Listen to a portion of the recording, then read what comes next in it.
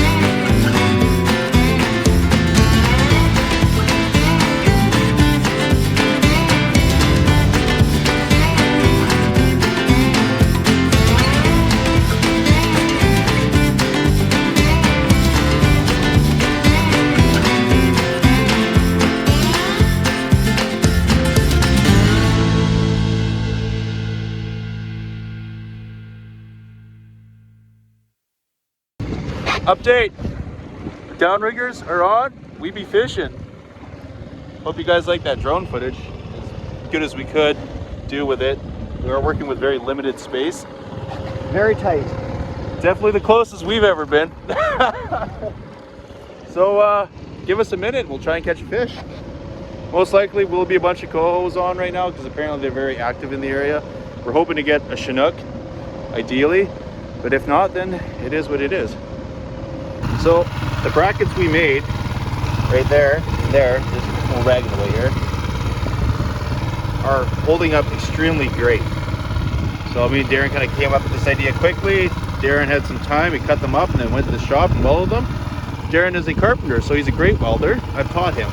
As you can tell, they're holding. So that's okay. Anyways, check out this view.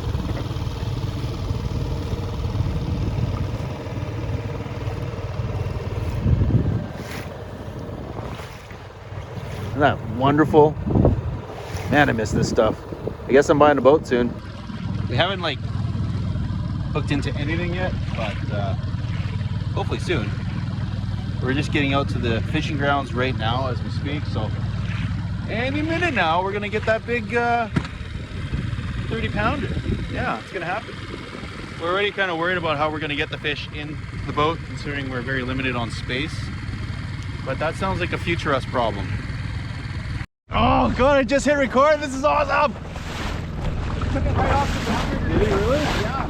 Bro. Rock. Good job. Fish on. Sorry, how's it feel? Took off the boundary here. That's good though. I don't know how this is happening with me, but please closer. Bring him up.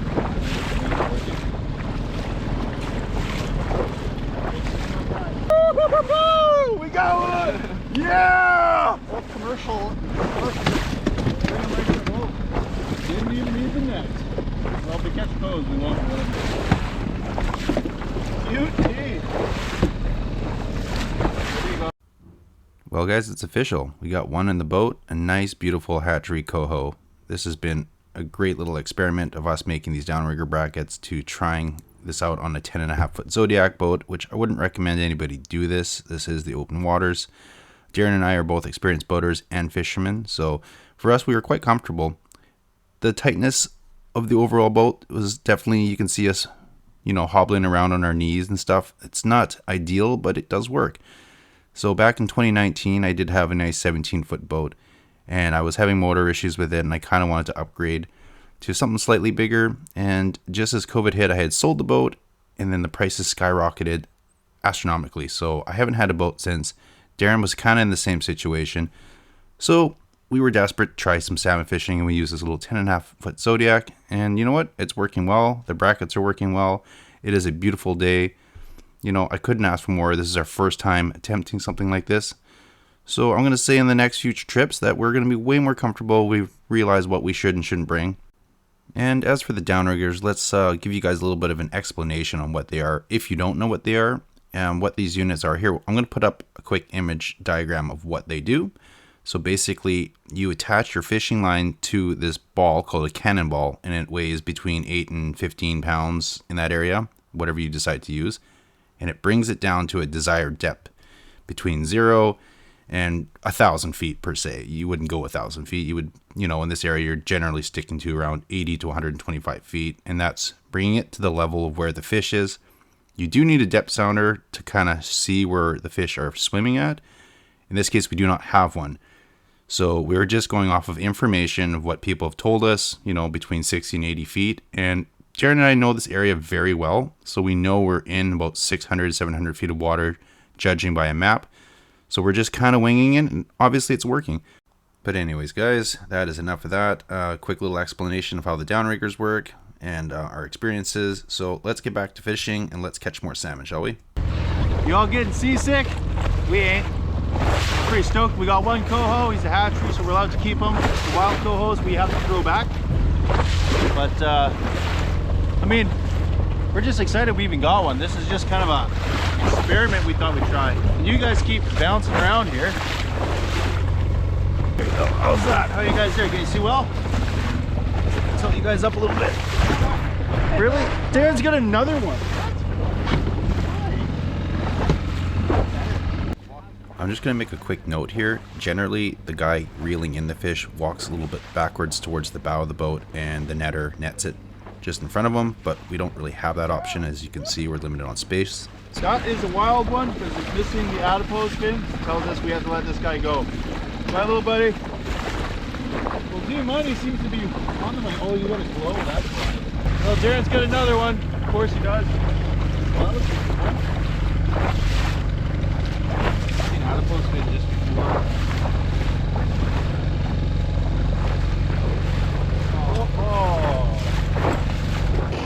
Little update from the phone. Darren has been doing pretty well. Mr. Darren has caught 3. We lost 1 at the boat, but we landed 2. So that's pretty good. I've caught nothing. I've had 1 hit, and I don't even know if it was a hit now. But you know what?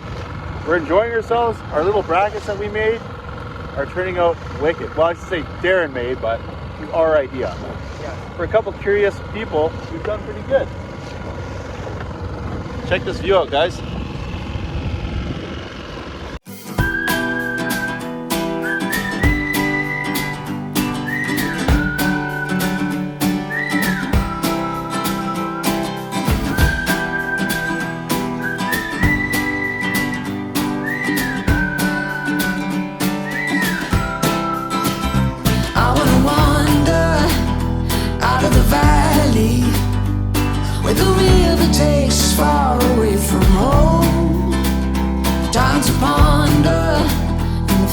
Around me, well, there's nothing but the breeze and the great unknown.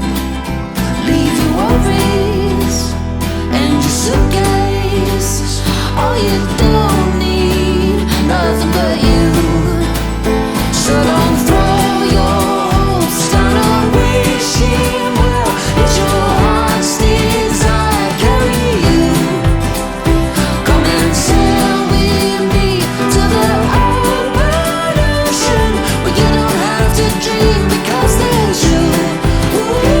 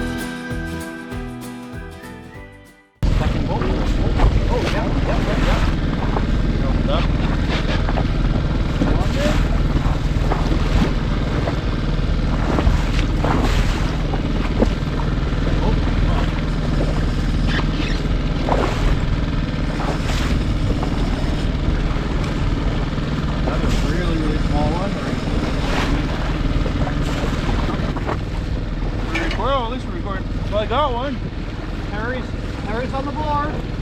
Harry's on the board. How big is it? Woo! God, I don't know, man. We might need the net for this one. Here, little guy. Little girl. Okay, pliers. See you later, little buddy. Thank you. I caught one. That's okay. That's all that matters. Not compared to Darren's, but it's there. It's a good start. Note to you guys. We were trying to go with 2 different size cannonballs. I was trying to stick to 12s, but I only had one 12 and 2 10s. So we got one 12, which he's using, and I got a 10. So his line is actually staying on a better angle than mine, so there is that struggle. So if we do come out tomorrow, we'll probably end up using even heavier ones. I got 15 pounders, so we'll try that. Does that make sense to any of you that never salmon fished before? Not many people would recommend doing what we're doing right now. Yeah, there is. Yeah, I wouldn't recommend doing what we're doing at all. This is the ocean, and we're in a 10-foot boat. But Darren and I are definitely avid fishermen, Seasoned veterans. We've spent a lot of the time here. Darren actually grew up on Gabriola Island, which is right over there. A separate island from Nanaimo, which is over here. There's another island with like a little 10-minute ferry. He grew up there, so he fished these areas, and I grew up here, so I fish these areas. So we're both veterans to the area. Anyways, let's carry on. Keep getting these tiny little ones that are like 8 inches big. Kind of useless, but this means we have to bring the gear up and down all the time.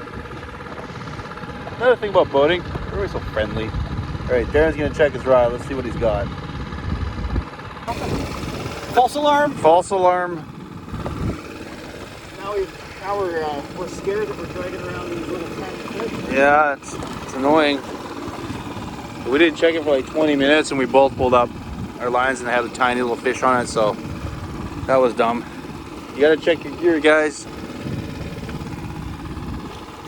Now remember, keep your stick on the ice. That's right.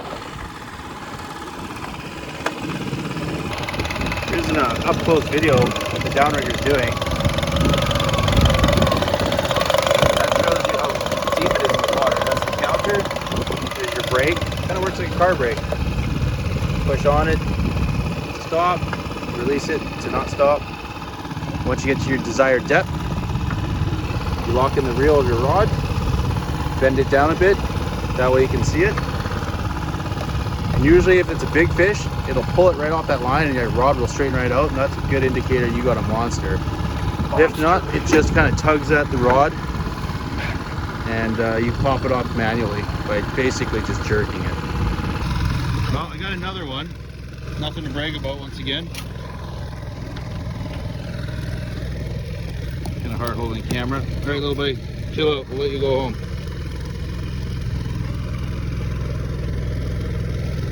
There you go. Bye-bye. Well, that's 2, just not keepers.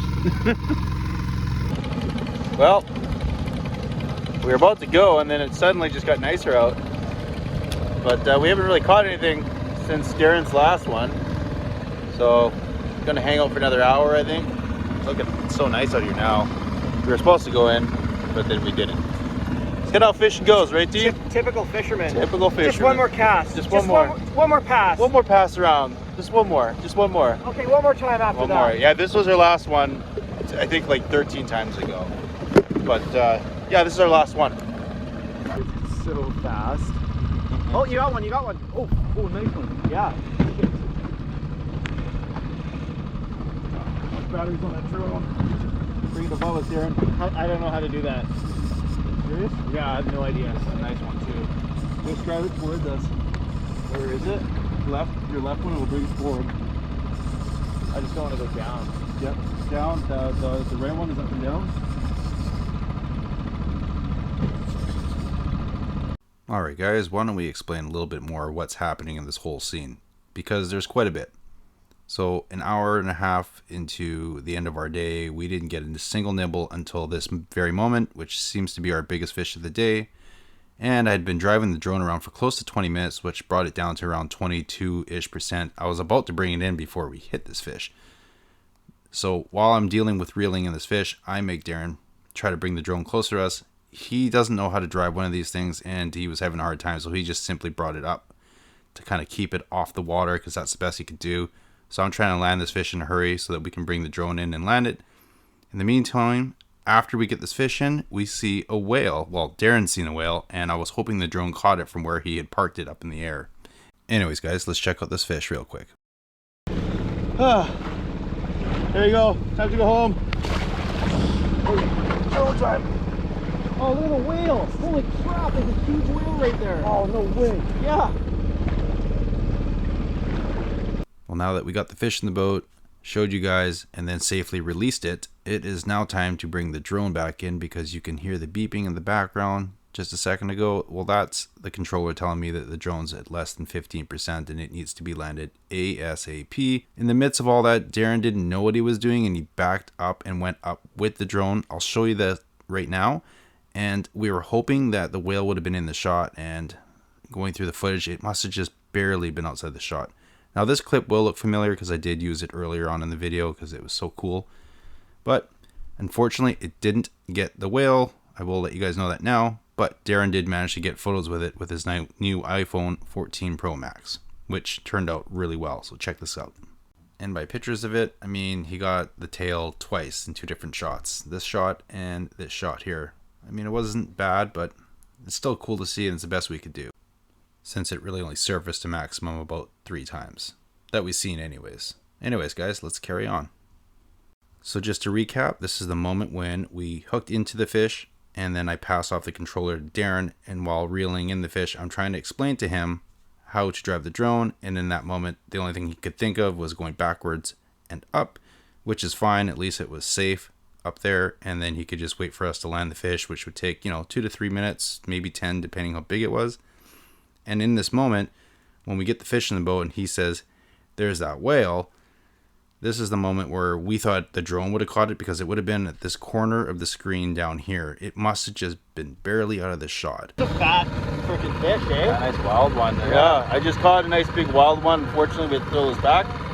But it was my first big one, so I don't know how that turned out in the GoPro footage. And in the meantime, the drone was up in the air with like 28% battery. And Darren doesn't know how to fly the drone, so he just kind of brought it up. So I don't know what it caught. So, and the GoPro I kind of turned on last minute, so we'll find out. But I think we're gonna call that a wrap because we did see a whale, which means we're supposed to leave the area. So I can see everybody pulling up their gear. Good job, guys. Everybody's leaving. We're supposed to leave them alone or keep like 1,000 feet away from them or whatever it is. But it's late noon. We thought we'd try our little experiment, which worked really great. And I think we're gonna call this a wrap. So thanks for watching, guys. Darren, want to say goodbye? Bye, everyone. Thanks for watching. Thanks for watching. Please like and subscribe. I'll see you guys on the next one. There once was a ship that put to sea, and the name of that ship was the Billy O.T. The winds blew harder, bow dip down, blow me bully boys blow. Soon may the wellerman come to bring us sugar and tea and rum. One day when the tonguing is done, we'll take our leave and go. She had not been 2 weeks from shore when down on her a right whale bore. The captain called all hands and swore he'd take that whale in tow. Soon may the wellerman come to bring us sugar and tea and rum. One day when the tonguing is done, we'll take our leave and go. Da da da da da da.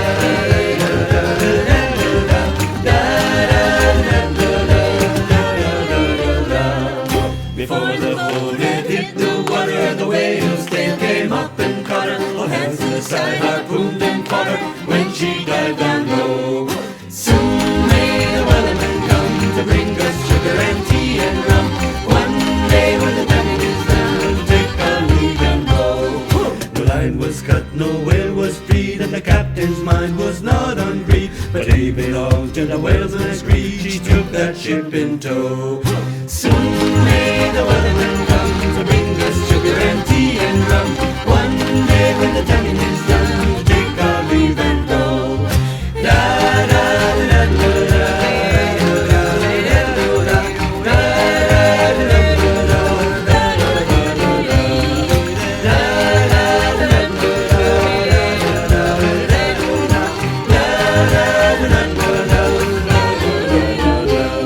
For 40 days